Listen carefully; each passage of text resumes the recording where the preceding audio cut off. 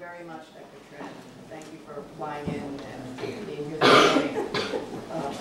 Our next speaker is Dean Ito Taylor, who is the Executive Director of the Asian Pacific Islander Legal Outreach Organization. Hey, Dean.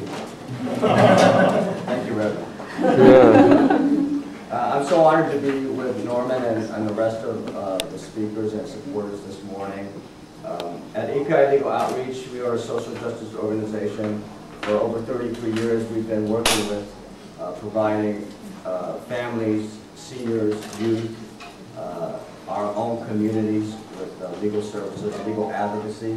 During that time, I think it's become obvious to us that this movement, this issue, is the most urgent civil rights issue facing our communities today. It's not just a civil rights issue, though it's more of a human rights issue, because if you look at the history of the laws in the U.S. and in California, laws that have been systematically used to discriminate and exclude us as Asian and Pacific Islander Americans, as people of color, those laws are now being carried forward in this proposition. Those laws of discrimination look at us as not only inferior, but somehow less than human beings. Laws that barred us from marrying into the white race, laws that barred us from land ownership, citizenship, the basic rights of people in the world, in this country. Each time a new population of APIs came to America, lawmakers and voters decided, oh, we forgot to include them in our exclusionary bans, in our discrimination. Let's add on to the laws that ban marriage with Chinese Americans, with Japanese Americans. Let's add on a ban against Koreans and Filipinos. Each time it was clear that the intent was to point to us as less than human. We cannot pollute the American blood by letting these foreigners from Asia somehow become equal and right holders in this country.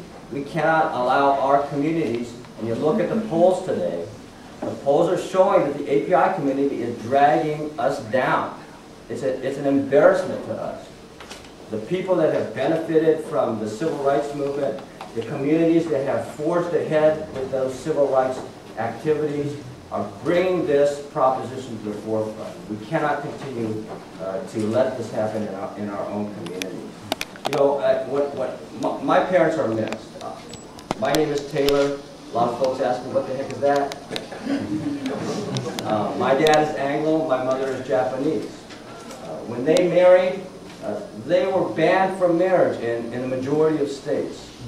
In California, they could not marry until into the 50s, and thank God they were able to do that, because otherwise I wouldn't be standing here in front of you today. But I never realized the significance of that kind of discrimination until I started to read about the exclusionary and unfair, unjust laws that we continue to think about in the form of this proposition.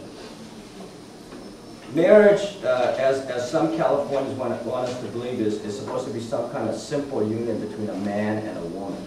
But we've seen throughout history that it's never been a simple union between a man and a woman. It's been a union guided by discrimination. And I ask you today to help us support the efforts to do away with that discrimination and to support civil liberties and civil rights. Thank you.